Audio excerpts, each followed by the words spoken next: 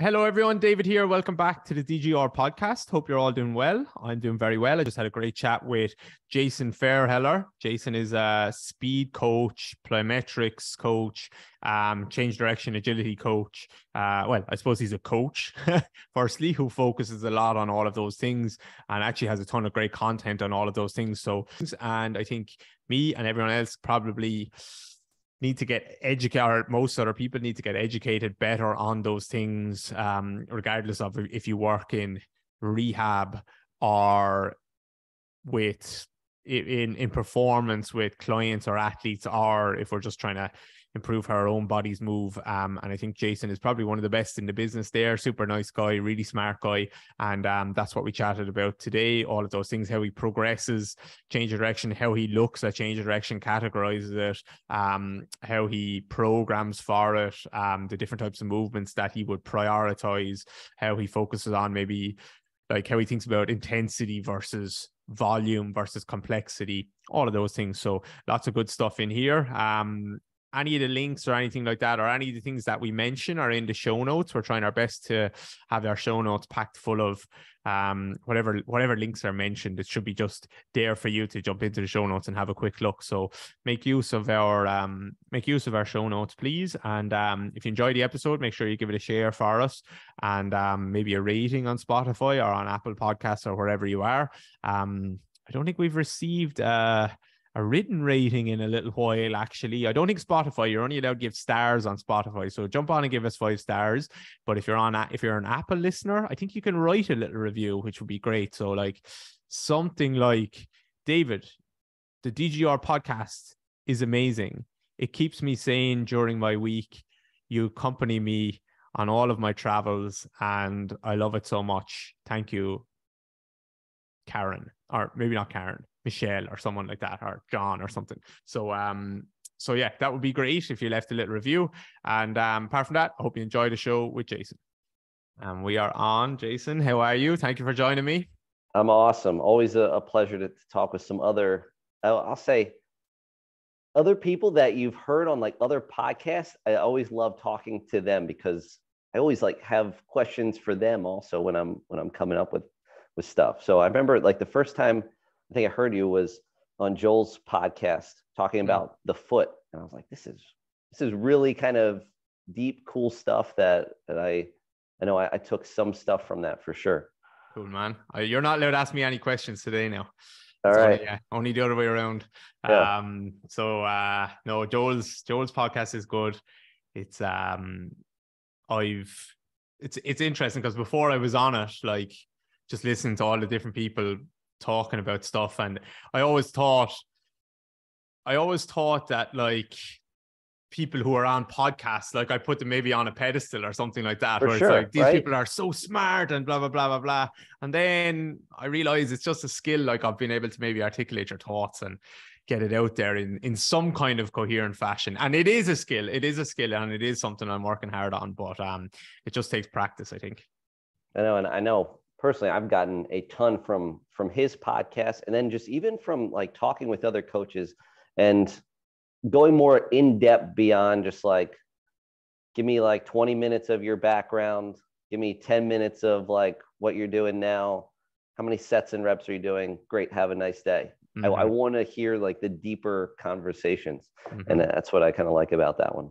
Yeah, exactly, man. I really try and stay away from the, it is easy to fall into the trap of like, okay, there's a format, like tell me about yourself. Then like, here's the surface level 5 questions. And every podcast that person does probably sounds like every time you're a guest on a podcast, it's the same format, So no, look, I'm not afraid of going into that either, but I want to try and, if I was sitting down for a coffee with you, I wouldn't start with like, okay, tell me your background. Then tell me the next thing. Tell me the next thing. It would just be a random, probably scattergun approach of questions I'd have for you. So that's how I approach it right now. So what were you doing in New York? Did you say you're doing a seminar?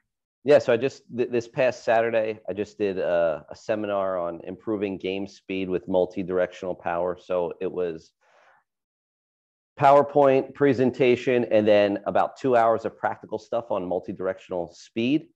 And then another PowerPoint, on multi-directional power, and then another couple hours of practical work, just because I think that's the best way to learn. I always learn by watching other coaches work with other people, and also by doing it myself. And I always think that's always a much better method than always just listening to stuff all the time, because then you're missing kind of the connecting dots when you're trying to piece it together yourself, as far as like how this might fit into a program, how you might do this with a particular athlete or person. 100%. Was that all coaches that were there? All coaches. There was one physical therapist that was there. All the rest were coaches. Yeah. And how are they moving? They got better throughout the day, which is good.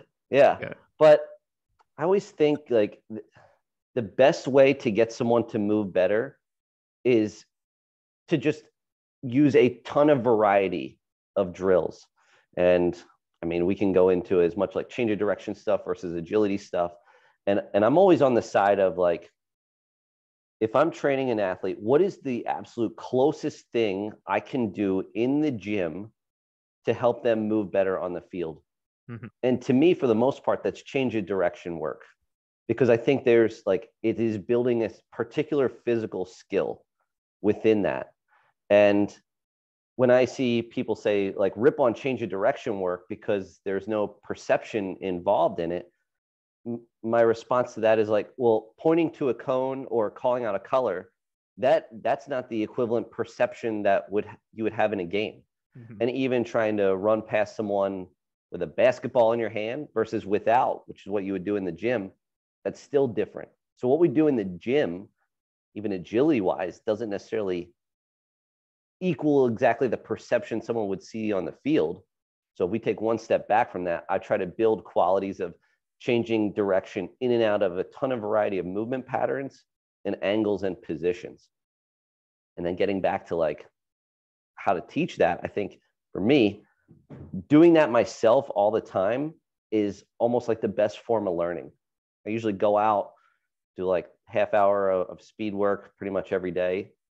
And at some point within that, there's always some sort of just, let me mess around with something here, something different. And to me, that has been the biggest thing on like how to learn. And I was actually going to like write a Simply Faster article at some point being like, why coaches need to train speed themselves, even change a direction themselves, because it just gives them a much better understanding of that.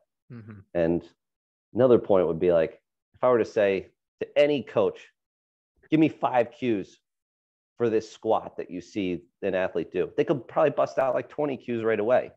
But if I were to say, all right, what did this person do, or what could they improve on when they change direction doing this? They might give like 2 cues, like, oh, they need to get lower. They need to get a better angle of projection.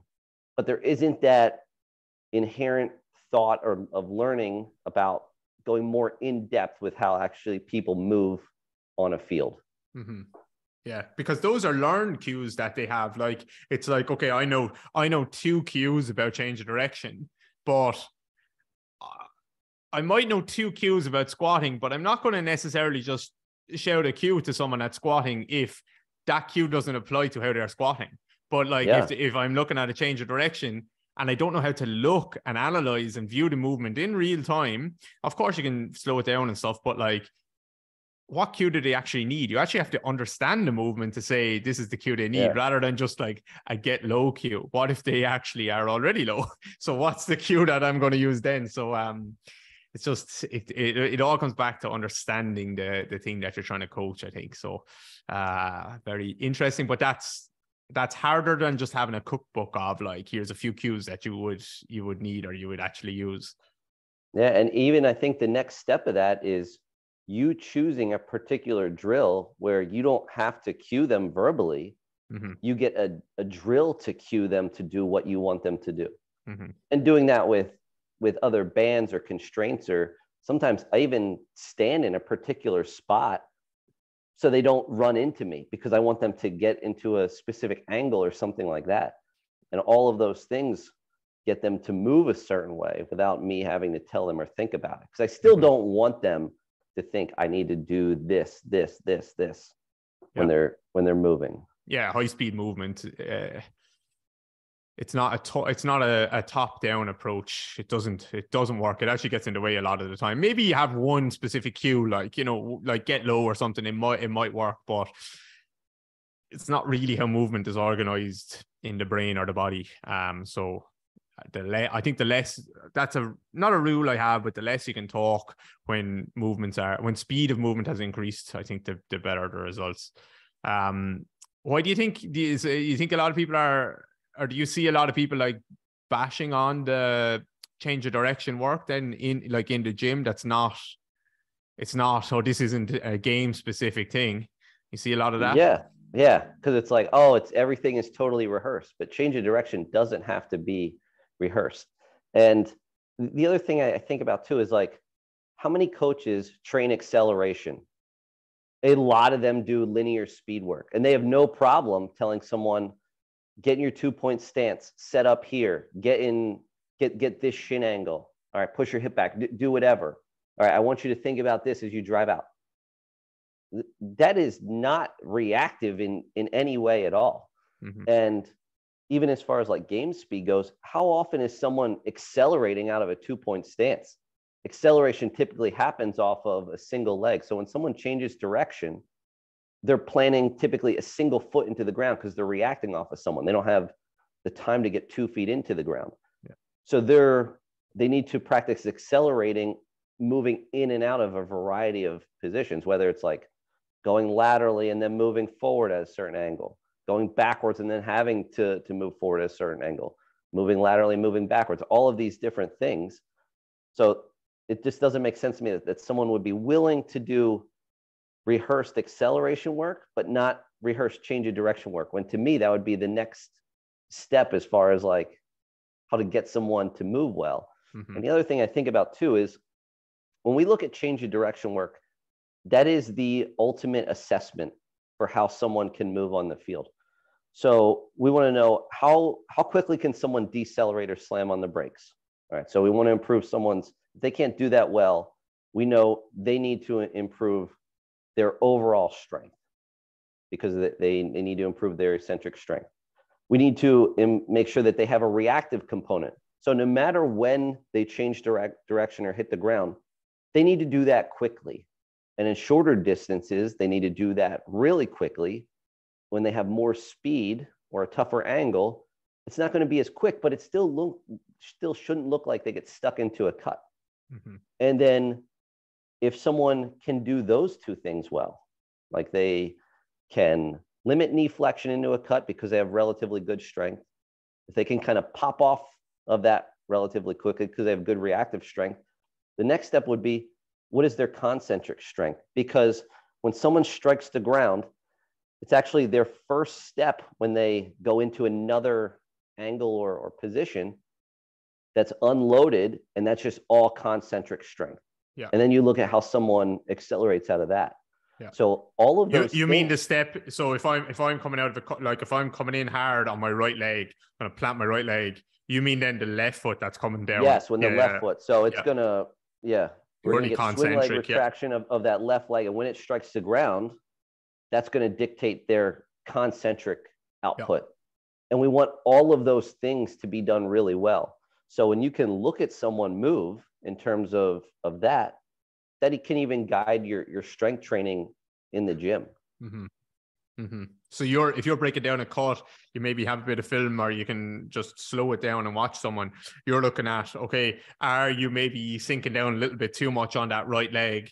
Are you versus maybe, are you not pushing out hard enough on that left side, or being able to push down hard enough on that left side, and thinking, okay, maybe more eccentric strength on the right, or concentric strength, or not necessarily right versus left, but overall. Sure. It would just be like, what do they need more of? When you're watching someone move, what do they need? And ultimately, if they can't slow themselves down quickly and decelerate quickly, they need to improve their overall strength. Yeah.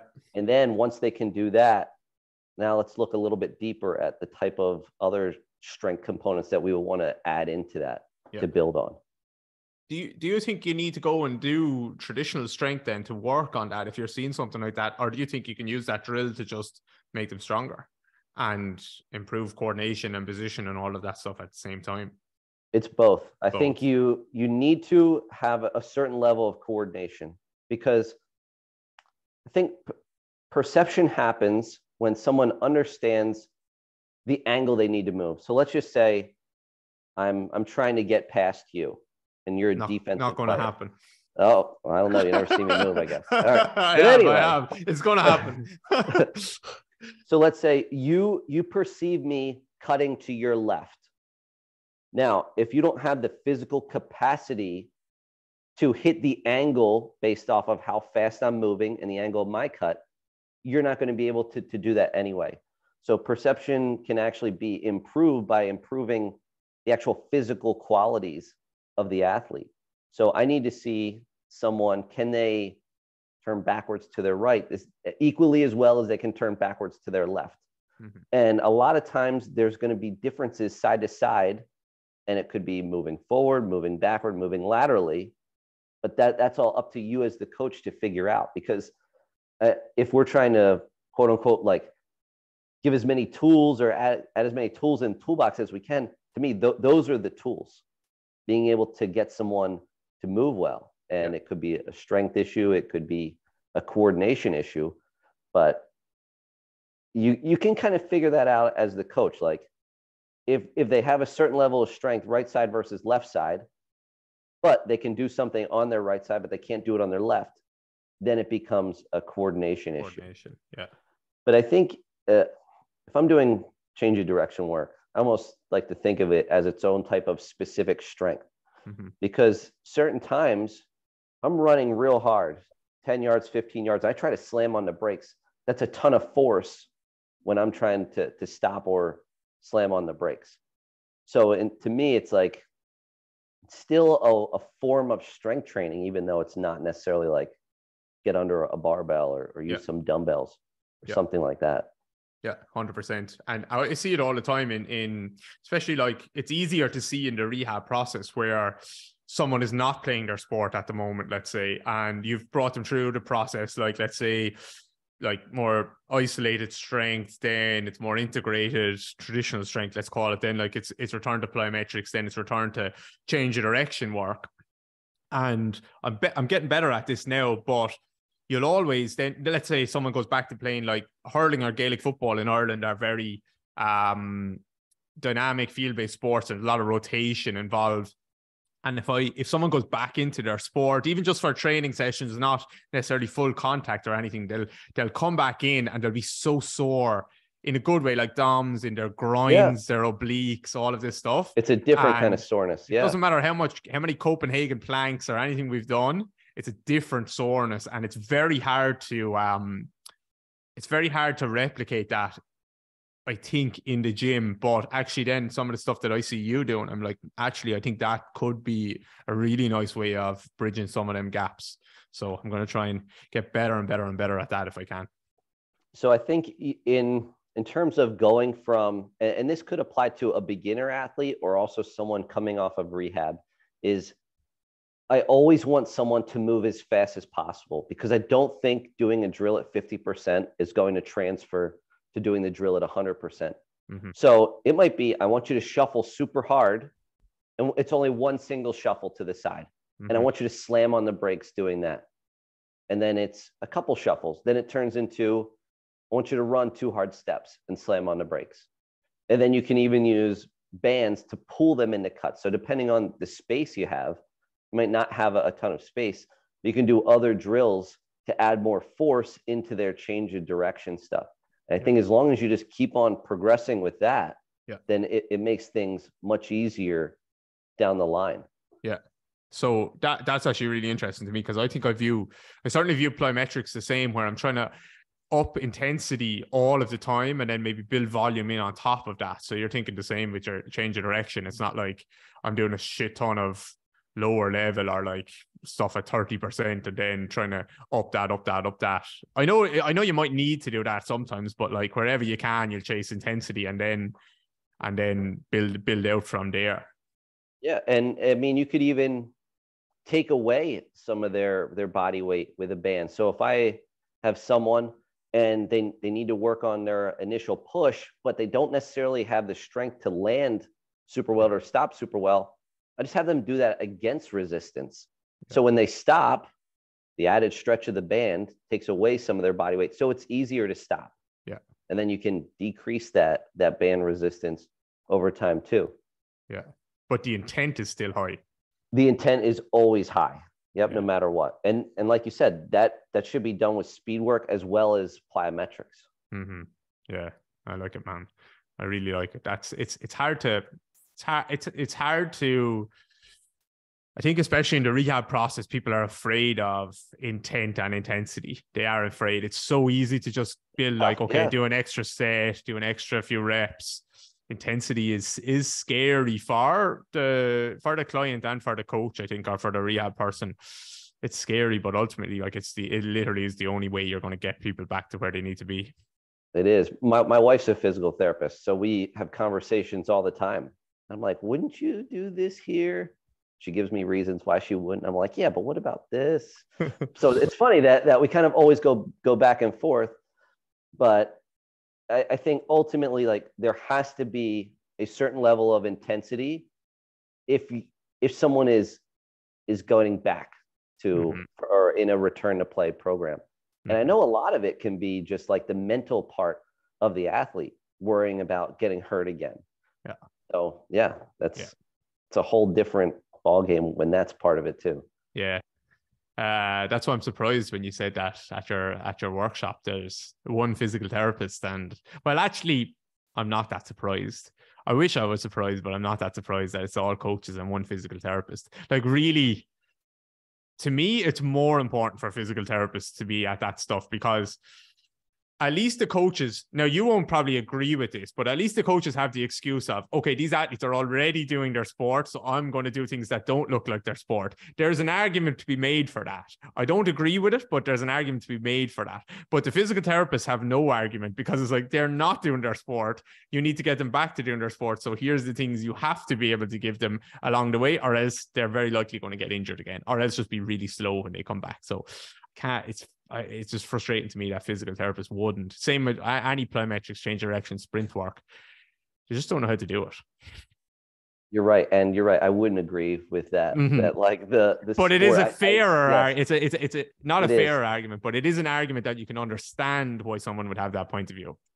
I always think, like, when I hear a coach say, "Oh, the practice in the game, that is all the agility work they need. I just need to get them stronger." I just think there's so many dots that don't get connected between squatting a certain amount of weight or hex bar deadlifting it and then going to the sport. And I always think too, like, we train this hockey team, and we train all of their age groups from their like U10 up through their like U18 team.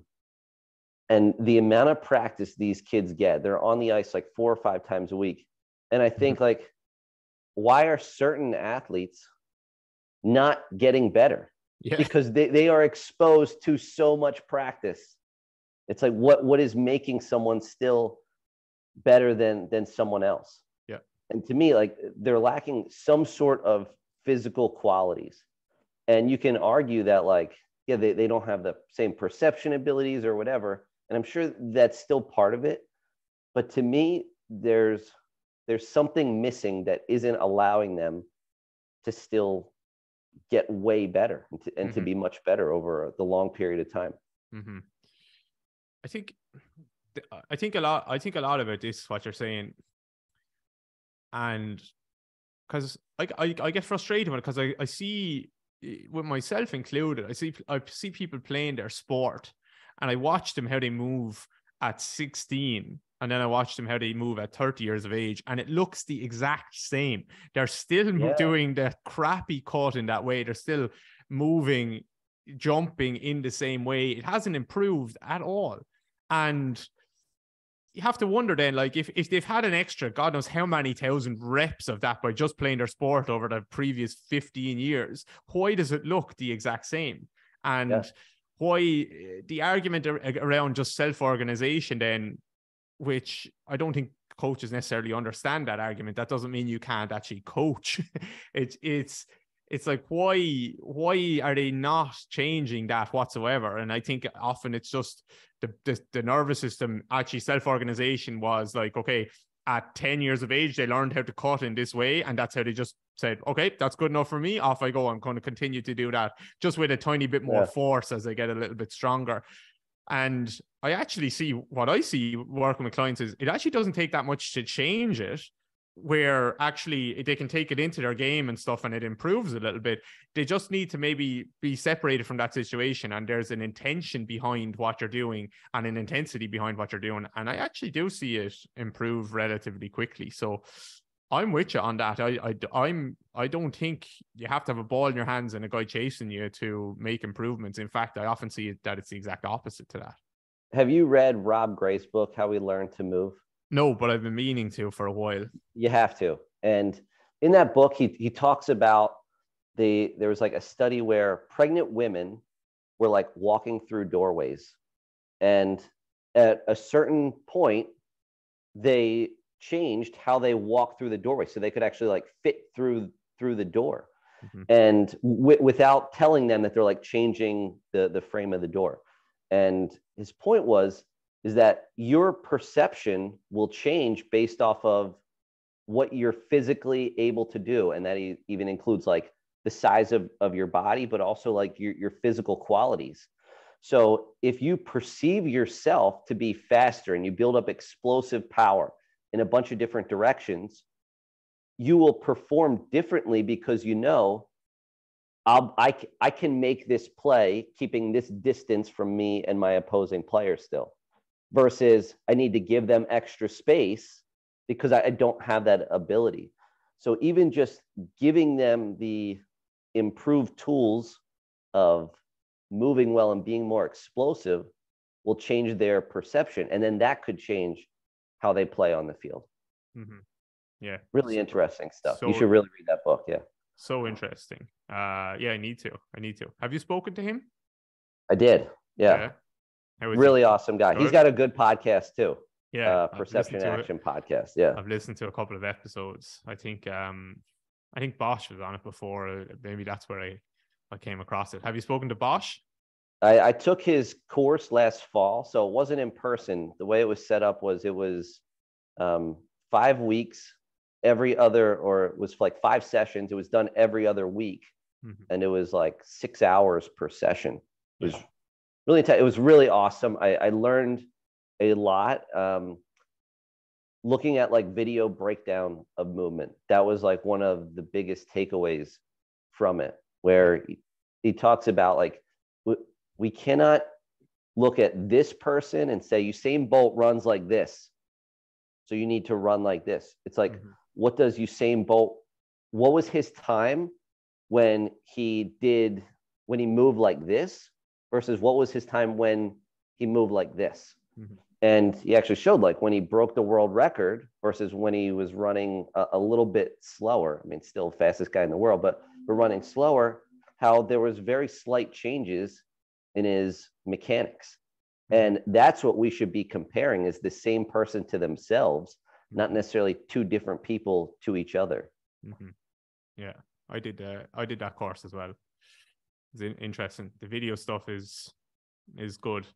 I thought that's a tricky one though, because what if he just woke up that morning and he didn't get a good night's sleep? Yeah. You know, no, but maybe his nervous system just being not as primed that day means he ran a little slower, but like that is then evident in his mechanics still. You can still say the mechanics are different, but it doesn't mean the mechanics necessarily were like, okay, it doesn't mean that his technique got worse and like that's why he was slower, but it all kind of leads into each other, I think. But yeah, that's an interesting one. Did it change much about your practical side of things? A little bit. I'll say like one of the things that changed was like how I train the lower leg a little bit. So I kind of like the idea of like an athlete learning to anticipate the ground or when they hit the ground. Mm-hmm. Because I think if there isn't any sort of tension prior to their foot hitting the ground, they're obviously going to be like much slower when they do that. So a lot of his drills where he's got like a back foot on the box and he's bringing his front foot like off of a box down to the ground and then quickly back up, or things like that. Number one, they're way harder than you expect them to be. And to do it while not letting your heel touch the ground, you really have to move quickly in order to do that. So that was like one of the things in particularly I love doing, and I kind of took away and use that pretty regularly. Yeah. Yeah. So it's like a Bulgarian split squat kind of position, and you're tapping the ground from box to box or something really, really quick. Yeah. Yeah. I like that stuff. I think definitely in my world, like ankle rehab and that, it can be very good. So sometimes I think some of it, there's too much of a focus on like stiffness with it, and a lot of people are just on the toe, kind of really on the forefoot all of the time. Yeah, but like you can't, you definitely don't want to like plantar flex too much, because then you don't get any power, because the other part of it is like, if I'm striking the ground, I need to have a little bit more of my foot on the ground, especially if I'm like trying to decelerate and then go another direction. I just think it's the idea of almost like creating stiffness prior to ground contact. Yeah. Which is helpful. With a football team, American football team last year, I did a bunch of the hip lock drills just as stuff in between their strength work. And it noticeably cleaned up a lot of their movement, especially like doing the hip lock. They were able to do that much better. I don't know how well that improved other things as much, just because I wasn't able to do quite as much speed work as I wanted to with them, just because of like time and numbers of kids. Yeah. But it did seem the little bit that I did to improve how they moved. Yeah. Yeah. Hey guys, quick break from the show. Just a quick question for you. If I mention the word biomechanics, does it make you weak at the knees?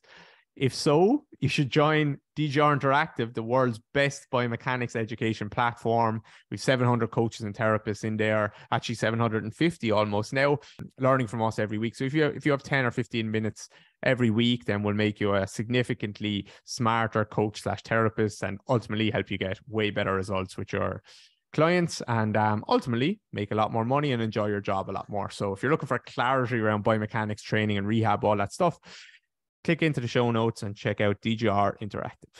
How much do you place on how much importance, let's say, do you place on just improving, let's say, plyometric ability, like just someone just in whatever type of, I don't know, like just take a drop jump for example, because it's something that's like really easy to measure, let's say, right? So they're stepping off this exact height of a box, they're spending this exact amount of time on the ground, and then they're getting up this high. So like just forcing, or not forcing, but just getting someone really, really good at that type of thing, and then transferring it into maybe continuous hopping, like locomotion type of drills, versus like, okay, I really want you to be like, can that stuff really improve our change of direction or our speed, versus, okay, I really need to be specific on the mechanics that I'm looking for in these drills? Or again, is the answer both? Well, this is like a very long, this is an awesome question. So I think, I don't know. Number one, I think we have to have the end goal of plyometrics in mind. So for me, the end goal of plyometrics is unilateral power development, because that's what happens when we change direction. And in most sports, and let's just say like basketball, for example, they're moving very short distances before they change direction, especially like if it's an offensive player trying to create space to take a shot or go to the basket. So those are all, even though they're not maximal plyometrics in the sense that they require maximal muscle tension, like stepping off a giant box for like a depth jump or something like that, they do require minimal ground contact time. And I think, to me, that is the end goal. Now, I want to see someone's, if I were to just look at RSI, reactive strength index, if someone can't do that off of 2 feet, the odds of them doing it off of 1 feet are not good. So I would always start my plyometric training with bilateral jumps, and then eventually work into single leg hopping variations or punches into the ground at different angles. So to me, like, that's that is how I would go through that. And then I would divide up this is how I divide up my plyometric work. I'll call it either like attacking, where I'm moving forward at any angle, side to side, which is pretty simple, just side to side, or retreating, or moving backwards with like a punch into the ground. And out of those three, the retreating one is the one that is not used nearly enough.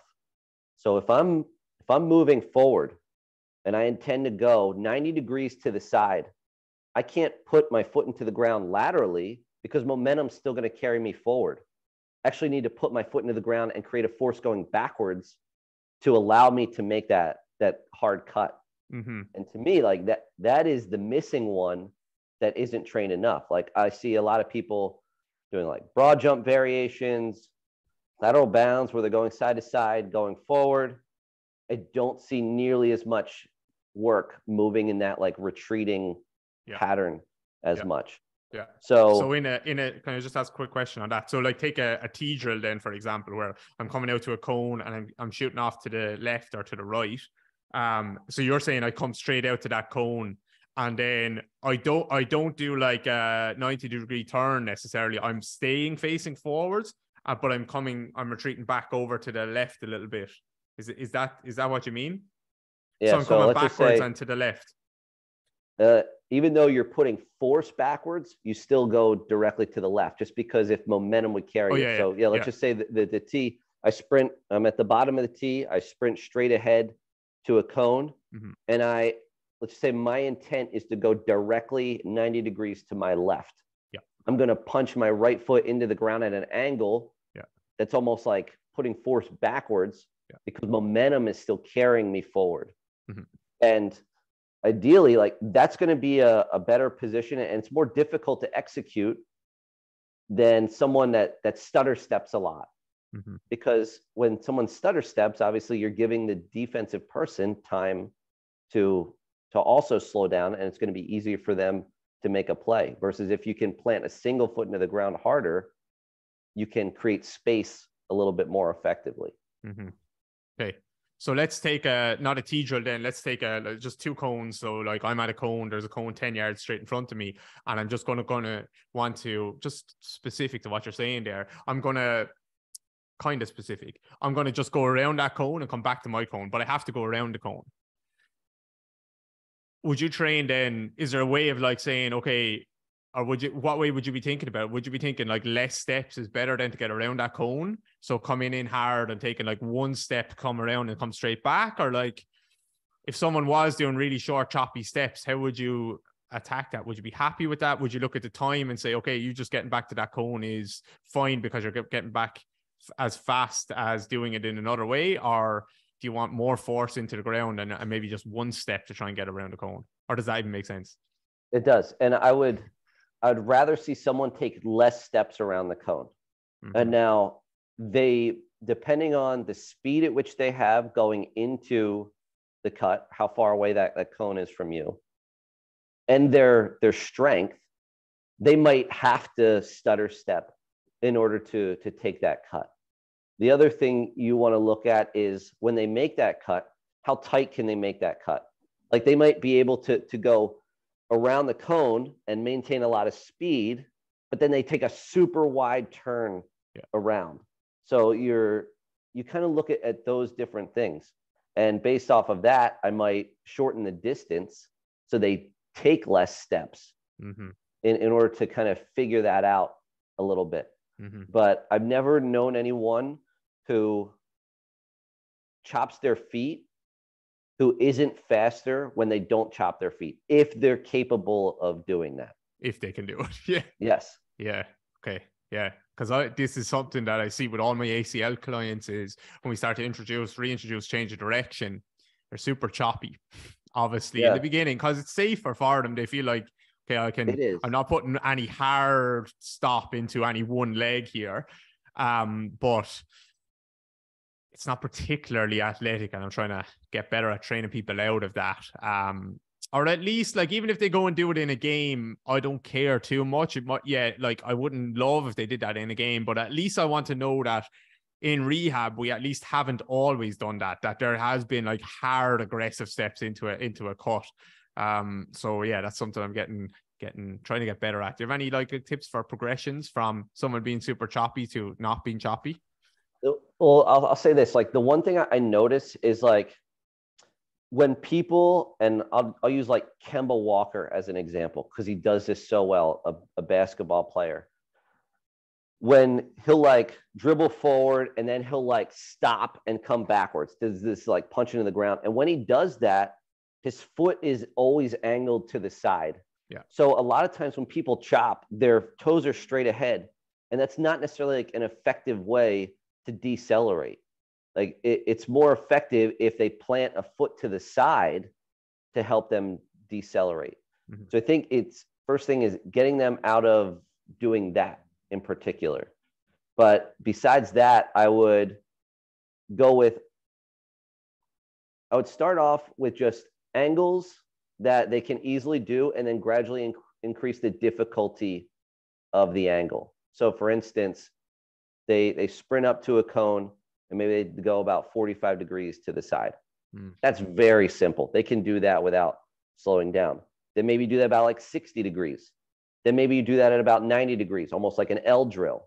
Yeah. And then you can slowly just kind of increase the angle at which they do that. So instead of just saying right away, all right, run up to this cone, go around it, that's going to be difficult for them. Mm-hmm. But doing that other progression of just changing the angle every time allows for a little bit more speed, them to maintain more speed and to feel more comfortable doing it too. Mm-hmm. That goes back to what you were saying earlier, where it's you want the intensity to be up, and then maybe you increase the complexity of the drill, rather than starting them in the same drill and just starting them slower and asking them to go a little faster and a little faster and a little faster.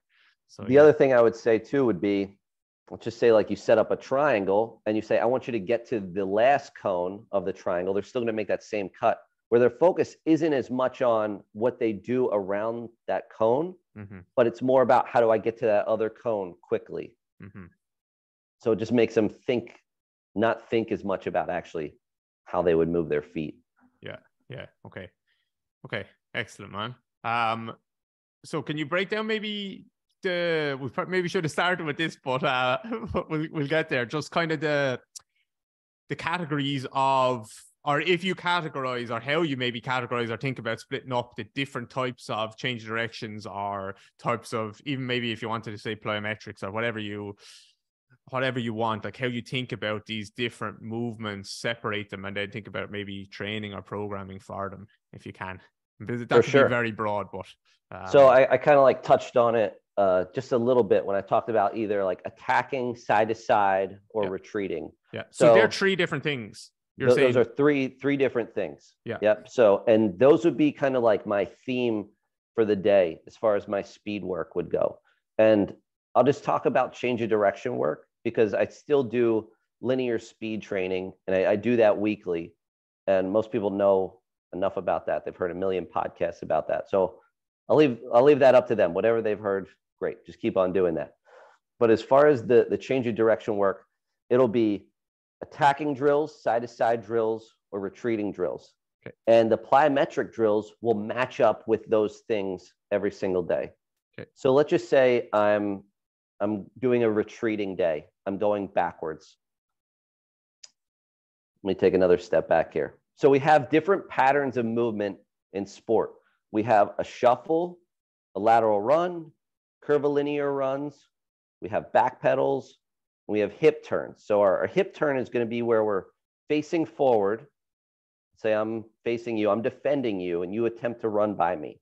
In order for me to go backwards, I actually have to punch a foot into the ground in front of me to create an angle to go back. And that allows me, say I punch my right foot into the ground. As I punch my right foot, my left leg can get some air, reposition, and then hit the ground. Mm-hmm. So let's just say I'm doing a retreating day. I might do like a hip turn into a shuffle, and maybe about like 30 degrees behind me.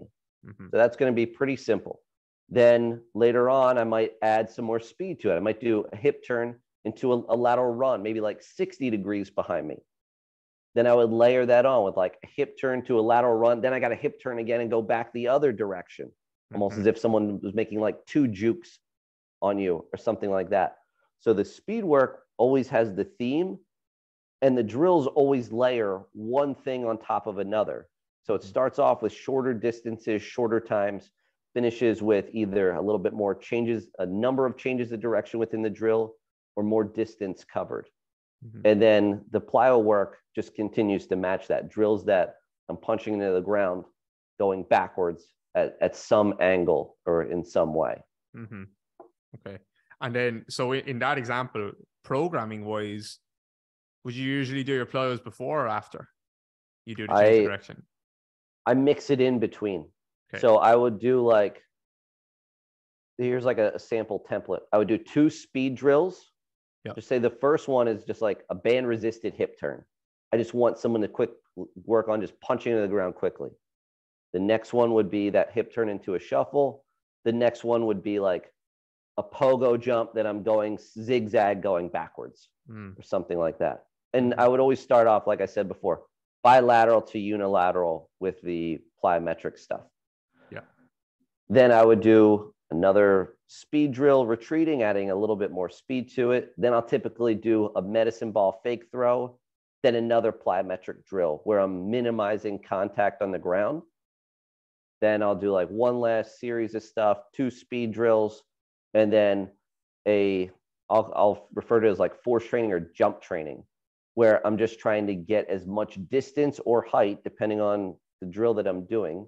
Let's just say I'm doing a retreating bound, where I'm just pushing off on my right leg at an angle, going to my back, going back to my left, with a goal of going as much distance as possible.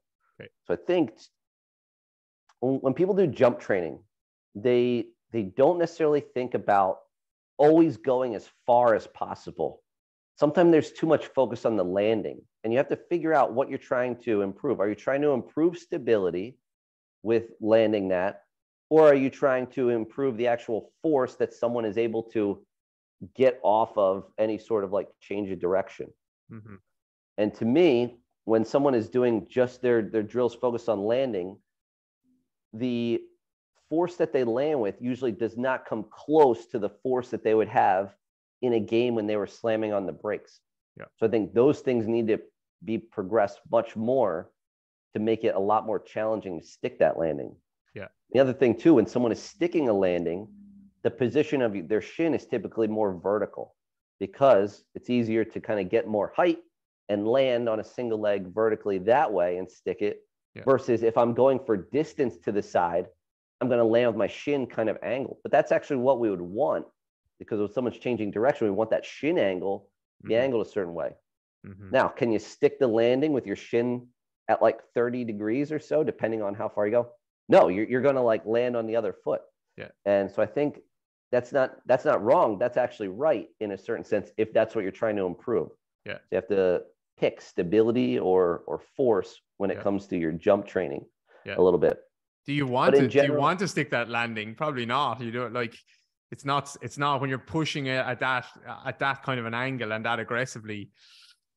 When would you need to stick that landing? I'm not so sure you would.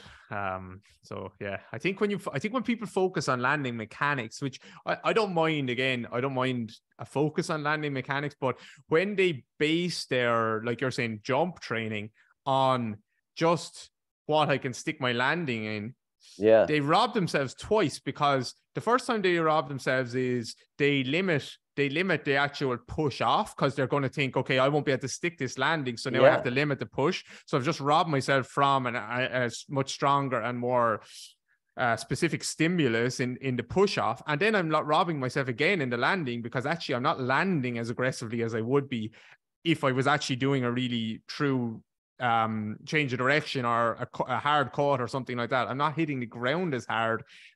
So like it's still not specific, and it's still not going to be overloading the landing either. So I kind of take landing mechanics mostly out of it, to be honest, if I can, and just say how hard can you push off, and then figure out the landing when you get there, that type of thing. Pretty much. And I'll say this though, it looks really nice on Instagram and social media when you have a whole team that sticks the landing and their arms are behind them. It looks really good. It looks great. It looks Yes. great. And it's hold for 3, 2, and then up you Yes. go again. It looks great. It does. It does. You just don't see it happen on the court or the field or anything else, though. So that's exactly it. So yeah. what I would do is, like, if I'm working on stability, because I do think you have to have a certain level of stability, or in this case, like strength, in order to land a cut. Mm-hmm. So I might have someone do a lateral bound, but they're going back. Let's say there's like a band around their waist. They start off with a huge stretch on the band, and they push off of one leg back towards the anchor. And I don't want them to necessarily like stick the landing upright. I just want to see what is the angle at their knee and the amount of knee flexion they have that they can control. Yeah. And if they go like really deep into it, then it might be a little bit too much. There's certainly going to be times when someone changes direction and they get deep knee flexion just because of the speed they go into it. But ideally, we want to minimize the knee flexion because that allows that really quick response off the ground. Yeah, yeah. So you're just looking for them to manage the landing rather That's than necessarily always stick the landing. Yeah. Okay, awesome, man. That sounds like a really, like the session that you just described there. I don't see many people doing that stuff. As in, like, yeah, you might choose 1 or 2 drills, but then it's into like, okay, now we're doing our session, which is squats and deadlifts. I don't see people doing sessions of that stuff. And I think if I was to think about like what I would like my body to be able to do, or my clients' bodies to be able to do, unless they're going to be a power lifter, that's the stuff I want them to be able to do and get better at. And that's the stuff that will ultimately make them much better at not just their sport. It's not just for sports people, athletes, but like to be able to do those movements. That's someone who's in still a young body, I think. For sure. And I think you need to have a large variety of movements that you have someone do. If you actually want to, I mean, the amount of movements that someone has on the field is so high. So to do one single drill, I think this is why there's always like kind of another knock on change of direction work, is people will do like, oh, you just do a pro agility for like 10 reps. Yeah. And that's it. I would maybe do a pro agility like one time over the course of like 6 weeks. I wouldn't do that multiple times because I don't want someone rehearsing any drill. It's like they might do it twice or maybe 3 times within a workout, and that's it. And if I have someone perform a drill and they crush every single drill I want them to do, and it looks perfect, I made them know better because they already own those movement skills. I have to find a way to make it more difficult so they're continuing to learn. And it's kind of like that 2/3, 3/4 rule where 1 out of every 2 or 3 or 3 or 4 times, I don't want them to perform it well. So that way they're still learning about how they can move better. Yeah. Okay. So when you're saying like a drill, like, so like take a T drill again or whatever you're like we were mentioning earlier, you wouldn't necessarily use that to improve someone's change of direction where you're just doing the T drill all of the time. You wouldn't use repetition of that. You'd always mix up not always, but each session you might mix up the degrees of the angle of the core, or how fast or how many steps they have coming into it, or things like that. You'd play around with that, and you would play around maybe with the complexity of it, where they have to look with their eyes or turn their head or keep their head in some direction or something like that. The visual stuff is awesome. And I do some of that as far as like looking the opposite direction that they're going, keeping their eyes on a fixed point. Those are all layers to it. Yeah. But as far as like other ways to progress the drills, I mean, you hit a bunch of them, but you make the angle more difficult.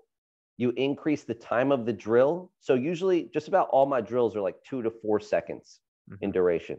Sometimes they might get up to like 5 or 6 seconds, but if I want intensity to be high, I cannot do drills like a plyo agility drill, watching 30-second people jumping up and down and moving around. That kills me because it's just all conditioning. You're not getting anyone faster, more explosive. Now, if you're going for conditioning, fine. That's a different topic. But so increase the time of the drill. You can increase the number of changes of direction, because change of direction is so much more taxing than just even running straight ahead. Yeah. So adding in more changes of direction.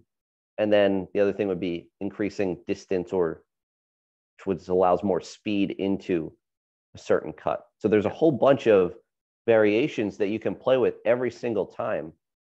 So it's kind of up to you to figure out whatever you need to do to make that challenging for the athlete. Yeah, I have to use conditioning. I usually, again, like, I don't worry too much about conditioning early in the rehab process. I don't want people to lose conditioning, but again, I like to play with intensity as much as I can. I think the conditioning you can get back, or you can keep much easier. I try to keep intensity in, but then with change of direction, let's say it's an ACL client or something like that, like we'll do a lot of intense change of direction work, and then we just try and, as we're approaching later and later and later in the rehab process, it's rather than just making them tired in a straight line running or anything like that, I try and have them pretty tired where they're doing their change of direction. And it's not to try and make them better at the change of direction. It's just to get them used to doing this while they're fatigued, because it's what's going to happen in the game. So but maybe I need to do less of that. I don't know. Well, I got Pavel's book, The Quick and the Dead, a while ago. And basically all you do is kettlebell snatches, and you do either like 5 reps every 30 seconds for like 2 to 4 minutes, depending on the day, or you do 10 reps every minute, and you end up doing like 2 to 3 series of that. And that's all you do. And I did a bunch of tests prior to doing that. And then afterwards, and like my 5-minute snatch test improved a ton, despite never going close to 5 minutes of work.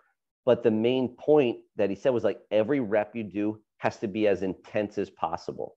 And I think doing repeated bouts of very high intense work. So let's say in my speed session, I might get like 12 to 20 bouts of like 2 to 4 seconds of really intense work. And that actually like will improve your conditioning in a certain sense, because like conditioning in sport is, I always think it's like the ability to repeat a high intense effort. And yes, there's a lot that goes into that, and doing like tempo stuff is awesome. But the other part of that is you have to do high intense efforts while you're still kind of fresh, and you can kind of play with those numbers a little bit, but it will improve someone's conditioning. Yeah, I suppose, and they understand that in the sprint world, right? Where it's like the best sprint coaches, at least, where it's like 7-minute rest in between or 5-minute rest in between one 30 or 40-meter sprint or whatever, depending on who you listen to. But I've tried that before. You got to have a lot of time to do that. That takes time. Yeah, that takes time. But it probably still, the idea behind it still holds true when you're doing your change of direction work. It maybe just feels like it's maybe not as sexy because people want to do more cuts, but it probably doesn't. It's probably not working too well if you're slowing down when you're doing them. In general, like about 45 seconds a minute, sometimes 30 seconds, but somewhere within that range is a general good break between like doing something real hard for 2 or 3 seconds. Yeah. And do you have a rough guideline for like how many times a week you might train that with someone if it is in the rehab process, or if they are newer to that stuff? Like, well, actually, I suppose that really probably just depends. It could be just literally once a week for someone. So I'm doing, if I have an athlete, we'll say coming in over the summer, they're doing speed training 5 days a week. They're doing it every single time they come in. And that template doesn't really change. The only time it changes is on like max speed days a little bit, where they are taking more rest in between, especially once they start to get a little bit more distance within that. But I mentioned before about like sub-max plyometrics and like Kemba Walker punching off the ground. And if I think of the amount of times an athlete does that in a game, it is a very high number. Yeah. So to me, doing only a couple reps of a couple sets 2 times a week, that's not coming close to actually preparing someone for their sport. So I have them do stuff where they have to get off the ground quickly 5 days a week. Doesn't matter. Now, it's usually only 2 different exercises. And if someone looks slow I might have them reduce the number of reps or change the drill a little bit to make it a little bit easier. But you'd be surprised. Athletes can still maintain like ground contact speed every single day and even improve it over the course of time just by doing this type of stuff. And I think like when you read research, it's typically about like improving or doing plyometrics for like one single effort. Like what was someone's triple jump? What was someone's high jump when they did these types of things? But it's not necessarily about improving plyometrics for someone that needs a ton of repeat bouts of changes of direction. So that's where I go with that. Yeah. Yeah. No, that's really interesting. It's like works. That's stuff for me to think about in the rehab process big time as well. Because you're trying to get them back to a point where like you're trying to actually push them harder than they will be in a game when they get back into a game. And 3 sets of 10 pogos twice a week is just not enough. Like, it is not. No. It's like for Achilles tendon or something like that, a patellar tendon, a soleus injury. Oh, it's just not enough. It's nowhere near enough. And so like I suppose a good target is 4 or 5 days a week, because that's if they're going to be training, if they're going to be practicing 3 or 4 days a week and having a game, or playing games all the time. And like I said, like you have to make sure that speed and intensity is still high all the time. And everyone has a day where it's like, all right, I'm not feeling it today. Okay, we'll make some changes, but for the most part, your body will adapt to doing that. It's like your body will adapt to doing whatever you ask it to do. And it'll probably even continue to make improvements over time. 100%. And do you use any or much like supplementary foot or calf work or lower leg strength work or anything like that? I love it. I do a ton of it. So if there's a tool out there for it, I probably bought it. So like right now I have like my big thing is like I have these like discs that like you can balance on. But I love doing like ankle circles on those and even like taking my toes to the ground and back. I think Joel loves them discs as well, I think, doesn't he? I think definitely I heard him mention like them balance discs or something before. They're really good. And like what are is there a name on them or just like a random? I got them from like Pierre's Elite Performance. I know I think like if you do like the Probot X from Marv Marinovich. He like disc came with those. And I do like doing the Probot X stuff. I do a lot of like the PVC balance stuff on my feet. I do a lot of the slant board holds. I just saw this from Jared Burton. I don't know if you're familiar with him. His Instagram name is like Train Efficiently. I know the guy. Efficiently.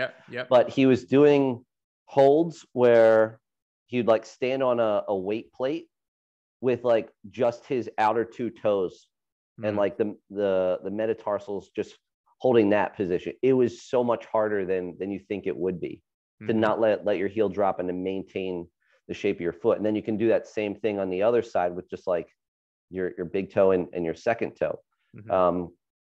From Franz Bosch, they do some stuff with like just toe work where you just like walk on your toes around a weight plate and you don't actually let the ball of your foot touch. And I love doing that because I was doing that and I was like, wow, like I'm way weaker at this than I thought I was because I do a good bit of like foot strengthening stuff. And then I heard Emily Splichal, I think it's like Splichal or Splichal. She invented the Naboso. She was on a podcast and she had talked about how increasing the strength of your toes just makes like the lever arm of your foot longer, which gives you more power when you hit the ground. It's like, that makes so much sense. Like, so I really do a lot of stuff, not just for the feet, but to try to even like strengthen the toes as well. I used to do so much of that. Then I moved away from it and now I'm moving back towards it again. I think because I got really annoyed at that stuff because I just saw like in the physio world, people just doing like towel grabs and everything was like fix your plantar fasciitis, fix your toe issues, fix your Achilles issues. And it was like, okay, can you lift your big toe separate to your other toes? Can you lift your other toe separate to your big toe? And then just doing towel grabs and stuff like that. And I was just like, oh, this stuff is bullshit, which I still think probably a lot of that stuff is bullshit, but then you can really It work has to the be foot. tough. Yeah. It has Like to I be think so hard. just like anything else, like it has to be tough to, like, if you want to make it a strength exercise, you have to make it a strength exercise. Like it can't be easy to do it. Yeah. They're just doing them for hundreds of reps a day. Which actually, like, look, again, early in the rehab process, that could be fine. Or if you're using that as a recovery thing or something like that, loads and loads and loads of reps. But I remember when I was training with Ido Portal several years ago, we used to do balancing work on a handrail, where you stand up on it, you walk around, and you do all different things on that, and you could be up there for like 20 minutes, and your feet would be like, it's like you're walking on hot coal. Your feet are destroyed. They're so hot, warm, like working really, really hard, because you're balancing like on all different parts of the feet, on the toes, and spinning around and stuff. So that 20 minutes is a long time. It's a long time. It takes a lot of time. And actually it's like a self-limiting thing anyway, because you can't balance in the beginning. You're balancing there for 10 seconds and you're falling off. Yeah. And then as you get better, then it builds up, and then he has like all transitioning onto single leg and blah, blah, blah, blah, blah.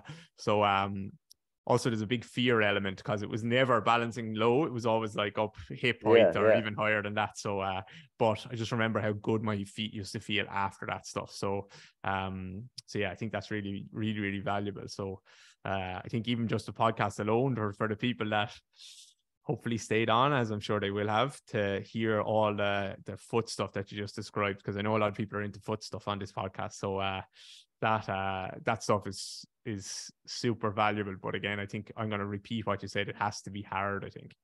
It is. And even if you're doing like a heel raise, if you concentrate on like driving through your toes, not just through the ball of your foot, that little bit of intent makes a big difference as well. Yeah. You'll actually feel your soleus then, because a lot of people, I see when people do their heel raises and stuff, especially seated, but standing as well, it's just like they just thrust their ankle forward instead of actually building pressure down through the foot, and it does make a big difference. So yeah, okay, something for all of us to think about. Give it a shot. That was awesome, man. That was an absolute masterclass in all things change direction, feet, speed, plyometrics, multi-directional stuff. Anything else, or would you just like to let us know where people can find you, or what you have, if there's anything you'd like people to check out? Yeah, well, first off, thank you for having me on. It was an awesome conversation. I post a ton on Instagram. It's at my first and last name, Jason Feairheller. Multi-Directional. Spell your last name for us. Oh boy, it's good luck remembering it. Feairheller. 3 vowels in a row throw people off in the beginning. And then multi-directional power. I have a 12-week or like 3 phase speed and power program that you can kind of follow on there. And then there's also a coach's course on there, which is all video based, where I'm like taking someone else through a bunch of different drills, explaining a bunch of the stuff a little bit more in depth than we just did a little bit. Mm-hmm. Awesome, man. Coaches one. I might check both of them things out actually. So yeah, how's Instagram going for you? Is it working? It's so like the beginning of the year, I had, I think, like 1,800 followers, and now it's up to like 23,000. Nice. And no joke, at like about like 2,000 or 3,000, I made one post, and Conor McGregor started following me, and that was it. That blew up the algorithm, and ever since then, it's been fantastic. Cool. That's someone else mentioned that exactly about Conor McGregor to me, but not as much as that. But I think they got like 3,000 followers the day he followed them, or something like that as well. So it was like that led to like a bunch of other like pro athletes and people with like big followings, and I wonder is your algorithm like saying, because Conor McGregor liked this or followed this person, I'm going to show it to others? Or did people actually see that Conor McGregor followed you and followed you as a result? Probably the former, actually, because Great question. If it's continued on, then it's probably the algorithm is doing it rather than them just seeing that. I don't know, but then I got probably like 20 messages of people being like, how can you get me to meet Conor McGregor? He's like my favorite fighter. I'm like, to be honest, I really don't know the guy. They don't want tickets to stuff. They want to see all this stuff. Yeah, it's kind of hilarious. That's what Conor has to be careful at who he follows then, because anyone he follows, people think it's like, this person can get me in with him. So yeah. So that was good. You should just say anyone who buys my program gets to meet Conor. That's right. Yeah, I should say that. Yeah, it might not be the most honest thing, but make some sales. Okay, Jason, thank you so much, man. Really appreciate the chat. You dressing up for Halloween tonight? I'm not. So I'll tell you a quick story. So my girls are 6 and 4 right now. 2 years ago, they're like, Dad, you got to dress up. You got to dress up. So they're like, we want you to wear this bumblebee costume. So I was like, all right, fine. For you girls, I will do it. And then Halloween comes. We're like, we want to go trick-or-treating with Mom. You stay home and give out candy. So I'm sitting by myself giving out candy in this bumblebee costume. So I said, that's it. I fell for that one time. Never again. Not dressing up. Was that planned? Was that planned by them? If I don't know. I don't know. It was a master stroke. Yeah, maybe Mom planned it, but it was actually kind of funny. Yeah, man. Okay. Thanks, Jason. Thank you very much. Hey guys, David here again. I hope you really enjoyed that episode with Jason. Lots to learn, lots to try and implement, lots to make me think and question myself and my methods, which is good. It's a good little result from a podcast, and Jason is a cool guy as well, so great to chat. It's actually Halloween night here, so I'm gonna head home and we're gonna make homemade pizzas. I think I'm a master chef at the homemade pizzas. We get a nice sourdough base, a little bit of tomato spread or whatever you call it. Little bit of mozzarella cheese, but not the great one that's come grated for you. It's like a ball of mozzarella, and you rip it up and you eat half of it while you're putting it on the pizza. A little bit of spinach, actually, or you can put a lot of spinach on it because it will end up kind of wilting a little bit. So you put that on the pizza. What else? Maybe a chicken or a bit of chicken, a little bit of salami or pepperoni, some jalapenos are absolutely key. Maybe some tomato, depending on how much tomato sauce you put on the base, you could add in some tomatoes, but you don't want to overwhelm it with tomato either. Then you pop it into the oven about 10 or 15 minutes. If you can get the base nice and crispy, it's phenomenal.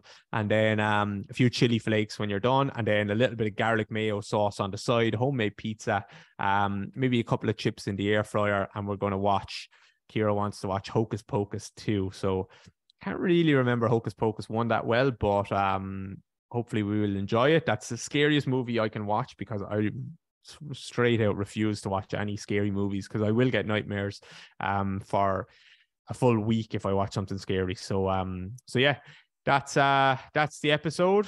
One last reminder to jump onto DGR Interactive. For example, if you wanted to just look at the plyometric section, you could watch a video, the biomechanics of hopping, learn about early, mid, and late stance and max propulsion, yielding and stiff plyometrics, using asymmetrical landings to bridge the gap. Matt McInnes-Watson did a presentation on plyometrics for return to play. There's a coaching, kind of a coach's eye video there. Which side is the Achilles injury on? We're using split stance like pogos there for that, and you should be able to see which side, and I'll talk you through kind of progressions and regressions there as well. So that's just the plyometric session. We have the running, sprinting and change direction, co-contractions, freezing degrees of freedom, curved running, acceleration mechanics.